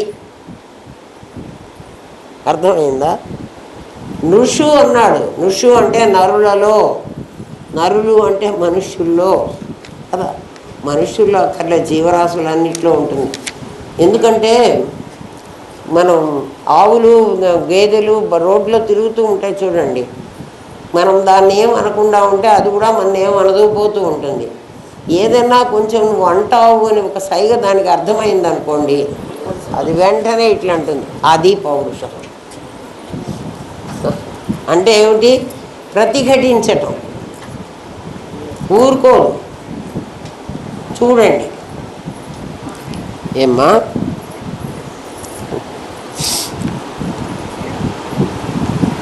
అంతేగాని పరాక్రమము యుద్ధము చేయటం కాదు. పరాక్రమం రాజులకే ఉంటుంది, సాత్విక సంపద ఉన్నవాడికి అట్లా ఉండదు. అందరి మీద ముందు యుద్ధానికి పోదామని ఉండదు. అందుకని ఏమ్మా, భగవద్గీత అది చెప్పిందిట. మనుష్యులలో శరీరాన్ని నేను అని చెప్పలే, రక్తం నేను అని చెప్పలే, ఇంద్రియాలు నేను అని చెప్పలే, వాళ్ళ రంగులు నేను అని చెప్పలే, వాళ్ళ దగ్గర ఉన్న ధనమంతా నాదేనని చెప్పలే. వాళ్ళ మూడు అసలు వేస్ట్, వాడే వేస్ట్ అంటుంటే వాడికి మూడు ఇంకా ఎక్కువ కదా. అరే నీ నాది లేదు, నీ నేను లేడని చెబుతుంటే మళ్ళా నీకు నీ నాదికి నీ నేనుకు ఉన్న ముగ్గురు ఉన్నారా? ఇదే లేదు. అర్థం చేసుకోండిరా. కానీ ఇవైతే ఉన్నాయండి కదా.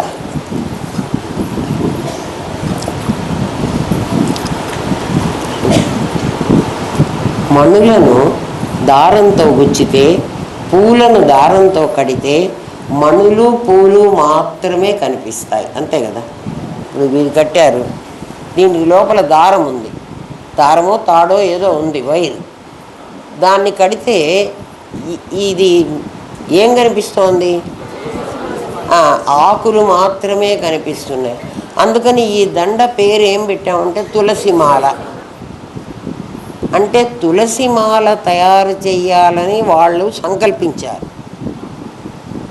తులసి ఆకులు ఎక్కడెక్కడో వెళ్ళి కోసుకొచ్చుకోవాలి అని ఈశ్వర సృష్టి జరిగిపోయింది. అక్కడ జరగకపోతే పోనీ మల్లెపూల మాల అనుకుందాం అనుకోండి, అప్పుడు మల్లెపూలు కొనుక్కోవాలి అని అన్నా అక్కడ మల్లెపూలు కనపడాలి,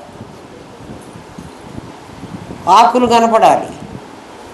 ఏది కనపడిందో దాన్ని ఈ ఈశ్వర సృష్టిలో కనపడ్డ దాన్ని జీవ సృష్టిలోకి తీసుకొచ్చి ఇవి వెతికారు కదా.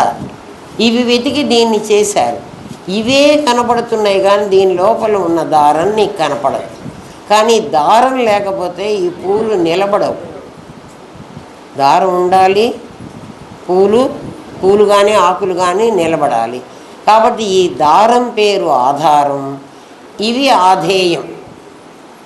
అర్థమైందా? ఏది కనపడుతున్నదో అది ఆధేయం కదా. కనపడుతున్నది, కనపడకుండా ఉన్నది ఆధారం. ఇప్పుడు నీకు నేను కనపడదు కాబట్టి నేను నీకు ఆధారం. ఎవరికి? నీ నాదికి. నీ నేను అనేటువంటి దారంలో, నీ నేను అనే దారంలో ఎందుకు గుచ్చారో చెప్తున్నా, మళ్ళీ వినండి. నీ నేను నీకు ఎక్కడి నుంచి వచ్చిందంటే ప్రమాత అయితేనే నువ్వు నేనవుతావు.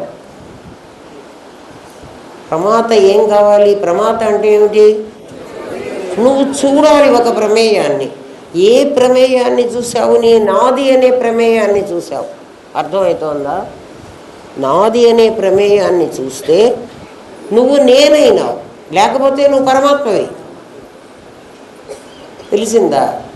నాది అనే ప్రమేయాన్ని చూడబట్టి నువ్వు ప్రమాతమై నేను అయినావు, అందుకని నువ్వు ఆధారమై ఇది ఆధేయమైంది. ఎంతమందికి అర్థమైంది చెప్పండి? అందరికి అర్థమైంది. అమ్మ పర్వాలేదు, వెరీ గుడ్. ముందు నువ్వు దారానివి కాదు. ఎప్పుడైతే నేను తులసి మాల కట్టాలి అని అనుకున్నానో కదా, అప్పుడు నేను ఈశ్వర సృష్టి చేసేసుకున్నా. దాని ప్రకారం జీవ సృష్టి చేయడానికి నేను పూల దగ్గరికి వెళ్ళాను. పూలో ఆకులో నేను కట్టవలసింది ఆకులు పువ్వులు, మీకు కనపడవలసింది కూడా ఆకులు పువ్వులే. కానీ ఆకులు పువ్వులు కట్టాలంటే ఒక లోపలకు దారం కావాలి. ఆ దారం ఆధారం లేకపోతే ఇది ఉండదు. ఇక్కడ నాది అనేటువంటి దారం, అవన్నీ మణులు సూత్రే మణిగణ ఇవ అన్నాడు. ఇవన్నీ కనపడాలంటే ఒక దారం ఉండాలి.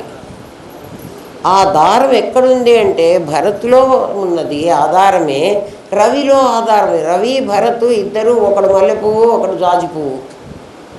కానీ ఈ రెండు పూలను కట్టేయడానికి నాకు పూలు కనపడుతున్నాయి, దారం కనపట్టాలి. ఆ దారం, ఆ నేను అనే దారం ప్రమాత అయినప్పుడే అయింది. దేన్ని ప్రమాత అయింది?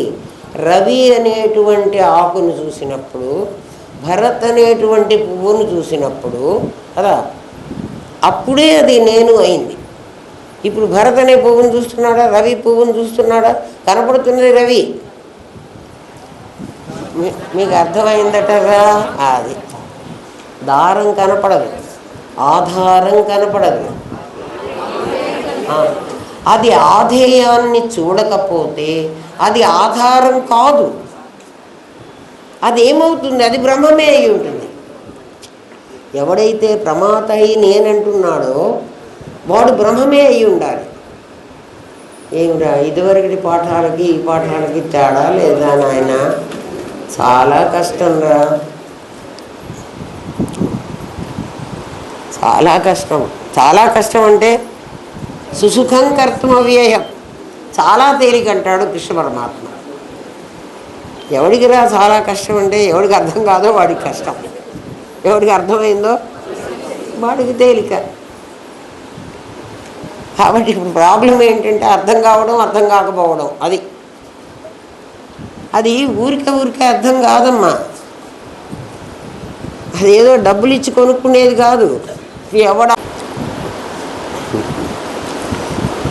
కేవలం గురువు వాత్సల్యంతో చెప్పాల్సిందే తప్ప ఏమిచ్చినా ఇది రాదమ్మా. అన్ని గంటలు చచ్చినట్టు కష్టపడాలి, కష్టపడితేనే వస్తుంది. ఏం కష్టపడమంటారండి? కట్టెలు తీసుకురమ్మంటారా? కోనేటికి పోయి నీళ్లు తోడుకురమ్మంటారా? ఏం అక్కర్లే, కూర్చొని నాకు నువ్వే కావాలని కూర్చో, ఎందుకు రాదో చూస్తా. అన్నీ చేసుకుంటే అది కూడా అది వస్తుంది. అమ్మగారు చెప్తారులే, రేపు చెప్తారులే అనుకుంటే రాదు. సరే ఏమ్మా, దారం కనిపించదు. దారం లేకపోతే మణులు పువ్వులు నిలబడవు. అది ఆధారము, ఇది ఆధేయం. మనం ఆధేయాన్ని చూస్తూ వ్యవహరిస్తూ ఆధారాన్ని పట్టించుకోవటంలా మనం అందరం ఏం చేస్తున్నాం? మన పనులన్నీ ఏం చేస్తున్నాం అంటే పైన ఉన్నటువంటి నాదితో చేస్తున్నాం కదా. ఆ ముగ్గురు కూడా నాదికి సంబంధించిన వాళ్ళు, నేనుకు సంబంధించిన వాళ్ళు కావు కదా. ఈ ఆకులు లోపల తాడు లేకపోతే, దారం లేకపోతే ఉండవు. ఈ ఆకులు ఇవి కొత్త వాటిని సృష్టించుకుని ఇవే ఇంకో దాని మీద ఆధారపడి బతుకుతున్నాయి కదా. నేను మీద ఆధారపడి నాది బతుకుతోంది. రవి మీద ఆధారపడి రవి సంపద, రవి భార్య, రవి కొడుకులు. భరత్ మీద ఆధారపడి భరత్ భార్య, భరత్ కొడుకులు, భరత్ డబ్బులు. ఆలోచించండిరా, నేను మీద ఆధారపడి నాది బతుకుతోంది.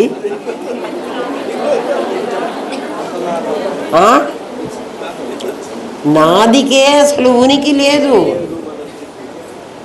ఏమిరా ఉందే? నేను లేకపోతే నాది గతి లేదు కదా.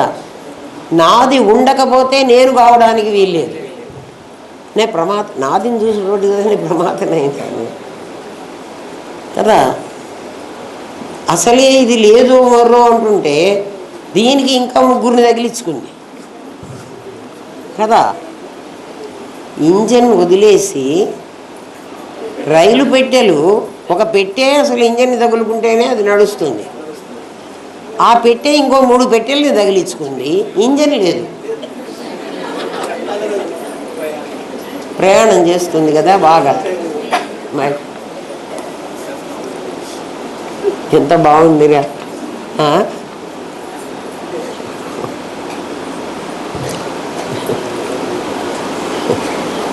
మనం ఆధేయాన్ని చూస్తూ వ్యవహరిస్తూ ఆధారాన్ని పట్టించుకోవటంలే. సూర్యుడు ఉన్నాడంటాం కానీ వెలుతురున్నది అనం కదా. సూర్యుడు ఉన్నాడు అంటాం, సూర్యోదయం అయిందర్రా అంటాం. అంటే సూర్యోదయం అవడానికి కారణం మనకి ఇవన్నీ వెలుతురు కనపడాలి.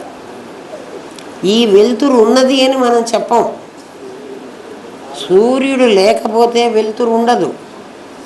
ఆ సూర్యుడు నిజమైతే ఈ వెలుతురు వాడి విభూతి కదా. అంటే వెలుతురు ఆధేయం, అది ఆధారం, దాని మీద ఆధారపడి ఇది ఉంటున్నది. ఆధేయం ఎప్పుడూ కూడా స్వయం సత్తా ఉండదు కదా.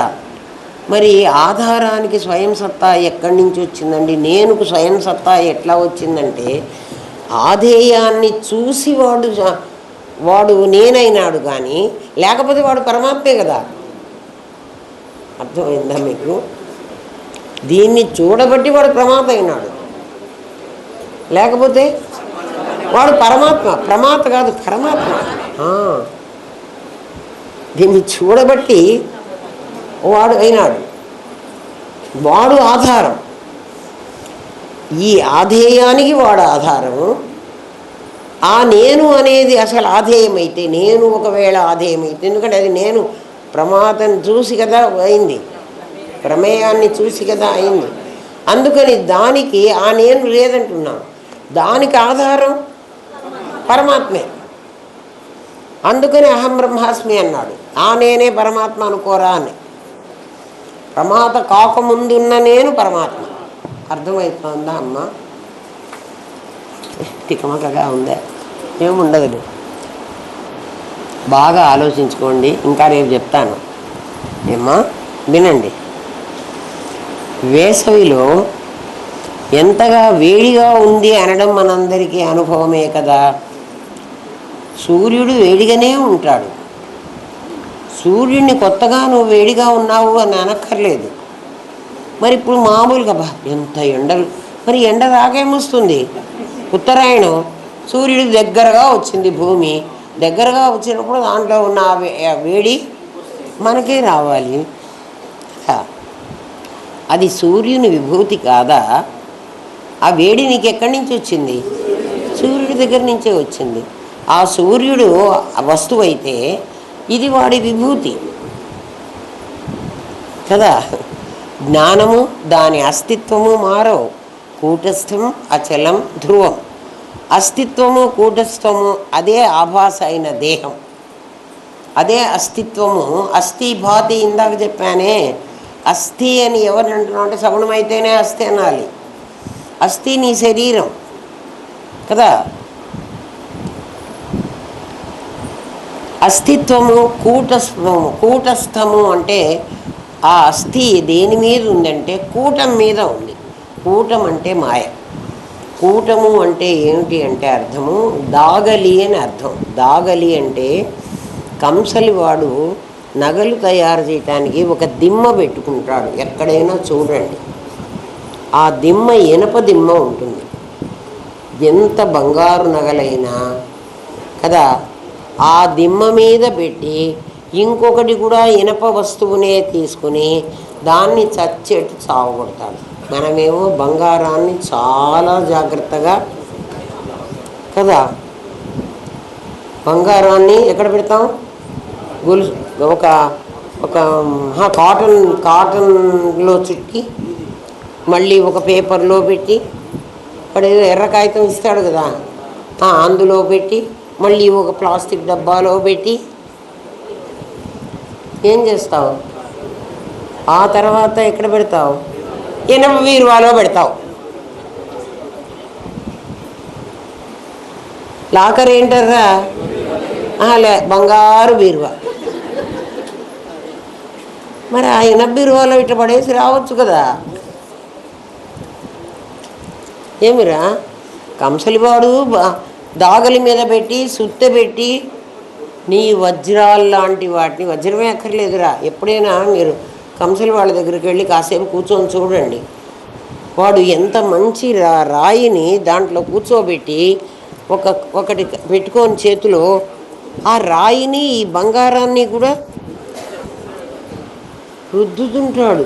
మనం బంగారాన్ని పిల్లలు ఎవరైనా ఇట్లా అనుకుంటుంటే గాజుకి గాజు తగిలితే ఎక్కడ అరిగిపోతుందో, ఎక్కడ దాని రసన ఊడిపోతుందో నానాగా చావు చేస్తున్నాడు. వాడు ఇనపది పెట్టి మరి ఏం బాధ లేదు కదా.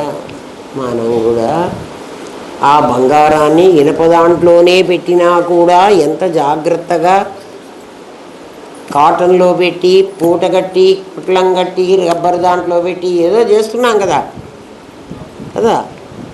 అట్లా ఎన్ని పొట్లాలు కట్టి మళ్ళీ ఇనప దాంట్లో పెట్టినట్టు ఇదిగో పొట్లాలు కట్టి ఇదిగో ఇది బీరువా. బీరువాలో అట్లా పడేయలే. ఎవరిని? నీ నేనును అంటే ప్రమాత అయిన నేను కాదు, ప్రమాత కన్నా బిఫోర్ దట్ ప్రమాత స్థితి. ఇంకో కాన్సెప్ట్లోకి వెళుతున్నా, రాదు మీకు. ఇది ఇంతవరకు నేర్చుకోండి, ఎందుకంటే 7:28 అయింది. చెప్పమంటే నేను చెప్తాను, నాకేం బాధ లేదు. కానీ మళ్ళీ మీకు అర్థం కాకపోతే కష్టం, అసలే కష్టమైంది కదా. వినండి, ఈ నాది అన్ని అబద్ధాలనే చెప్పాం కదా. కానీ మనం ఏమనుకుంటున్నాం అంటే బంగారం అనుకుంటున్నాం.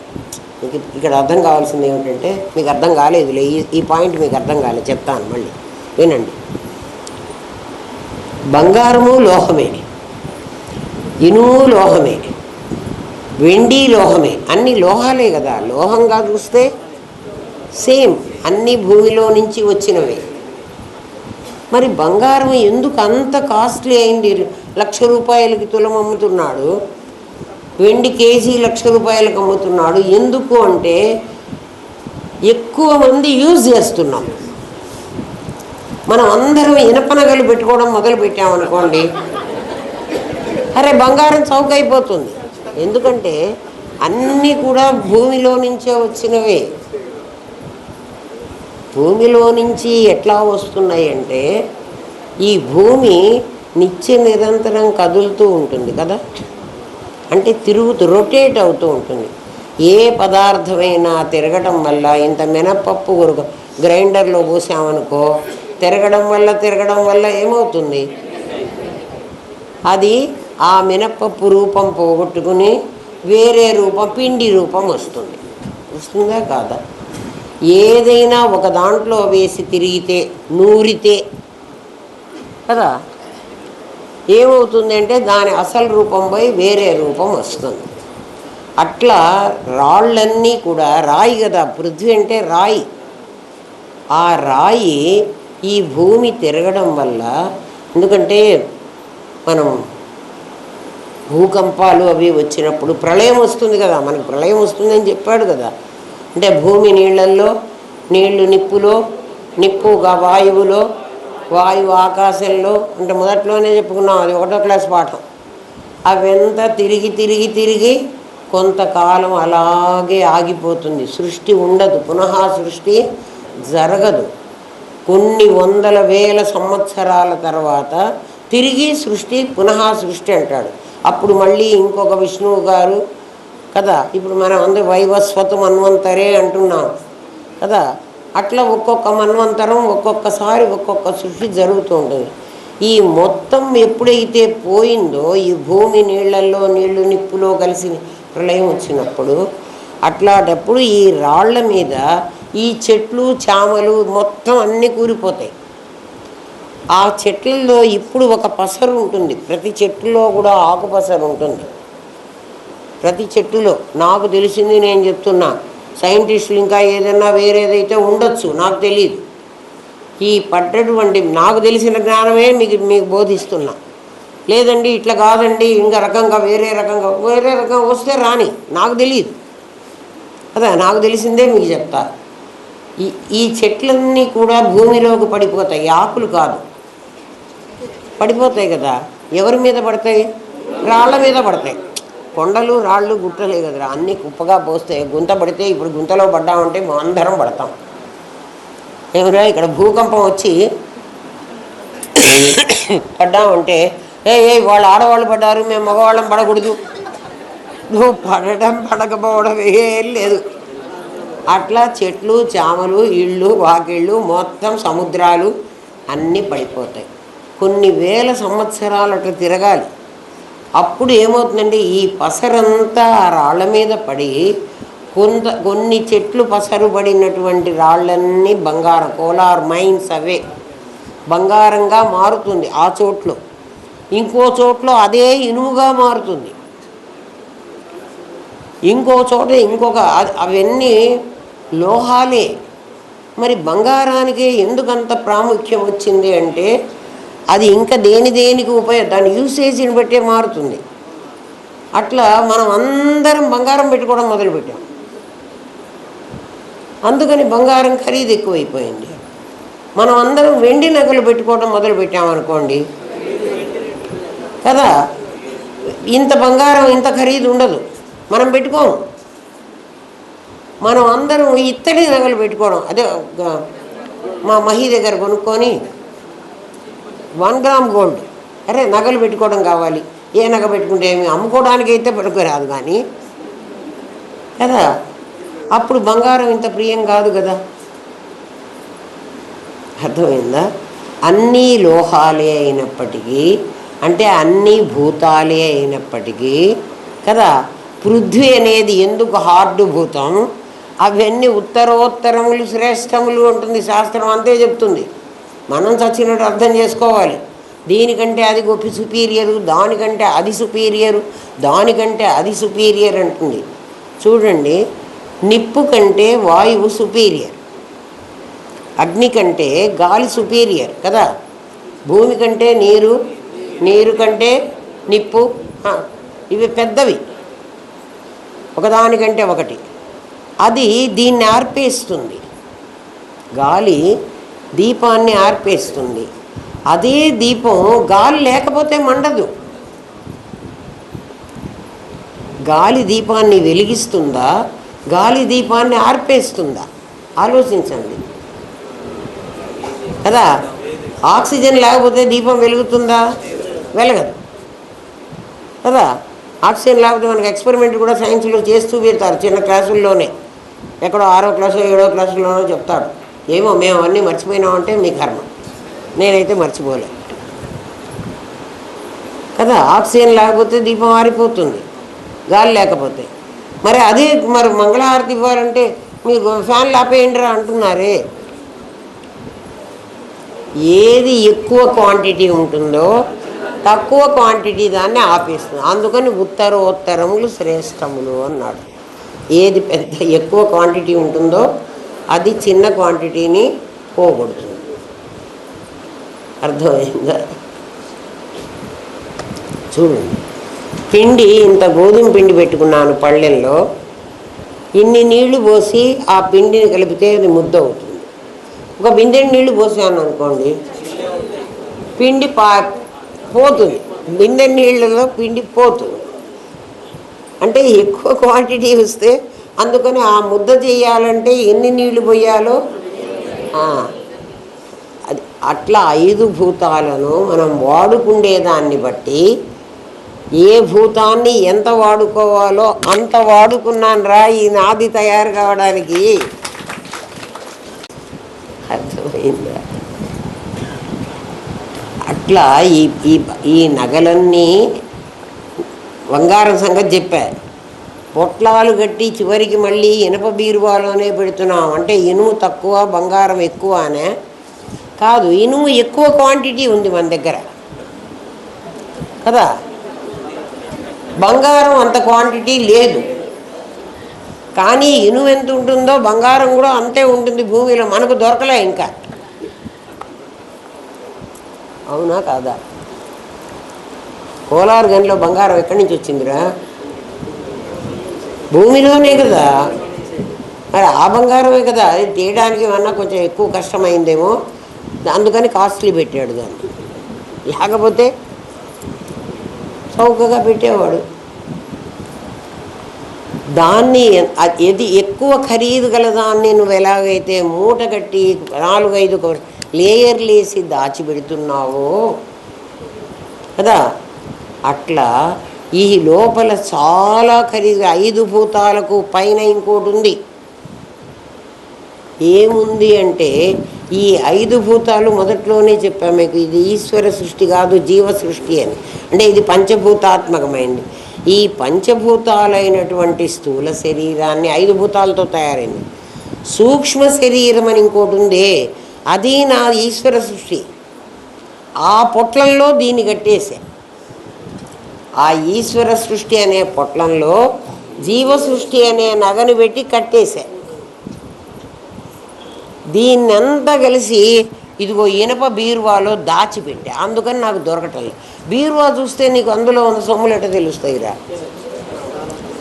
నేను నీ నాది, అది కాక ప్రమాత ప్రమాణం ప్రమేయం, అది కాక ఓ ఈశ్వర సృష్టి, ఓ జీవ సృష్టి. అవన్నీ బ్యాంకుకి వెళ్ళి, బ్యాంకులో నేను ఆ లాకర్ రూమ్లోకి వెళ్ళి అవన్నీ చూశాను. నాకేం కనపడుతుంది? ఒట్టి బీరువా కనపడుతుంది. ఆ బీరువా లోపల నగలున్నాయి అనేది నేను అనుకోవాలి. నేను దొంగవాడిని అనుకోండి, నేను దొంగవాడిని అయితే ఇప్పుడు ఆ లోపలికి వెళ్ళిన తర్వాత చూసి ఏ బీరువాలో ఎన్ని నగలున్నాయో నాకైతే తెలుస్తుంది.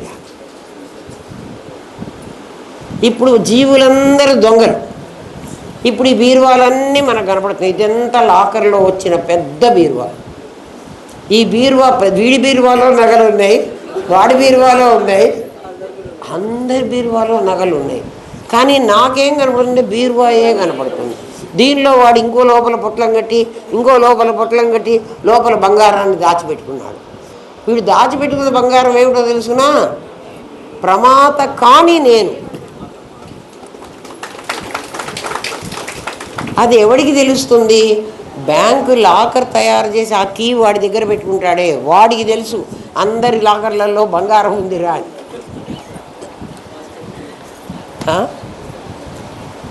వాడు తీయడు, కానీ వాడికి తెలుసు కదా లాకర్లో ఏముంటుంది, స్ట్రాంగ్ రూమ్లో ఏముంటుంది, ఖచ్చితంగా బంగారం ఉంటుంది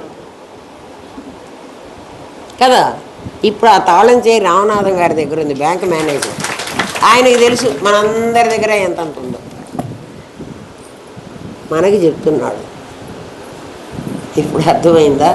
ఎందుకురా పరమాత్మని దాచిపెట్టుకున్నామంటే చాలా ఖరీదు కలిగిన బంగారాన్నే పొట్లాలు కట్టి మూటలు కట్టి ఇనప బీరువాలో దాచిపెడుతున్నాం.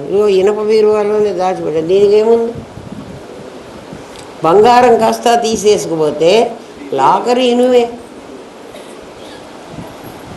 అర్థమైంది కదా? కూటము అంటే అది. కూటం అంటే ఏమిటంటే దాగలి. దాగలి అంటే కంసలివాడు దాగలి మీద పెట్టకుండా ఏనగా బయటికి రాదు. దాగలి మీద సుత్తెతో దెబ్బలు తినవలసిందే. కుండ తయారు కావాలంటే కుమ్మరివాడి చేతిలో చావు దెబ్బలన్నీ తినాల్సిందే. వెంకటేశ్వర స్వామి తయారు కావాలంటే ఆ శిల్పి చేతిలో ఉలి దెబ్బలన్నీ చచ్చేట్టు తినాలి కదా. ఈ నాది తయారు కావాలంటే ఎన్నెన్నో కష్టాలు అనే ఉలి దెబ్బలు, మనకి చాలా దెబ్బలు తగిలితే తప్ప ఇది తయారు కాదు. దెబ్బలు తగిలినాయా లేదా?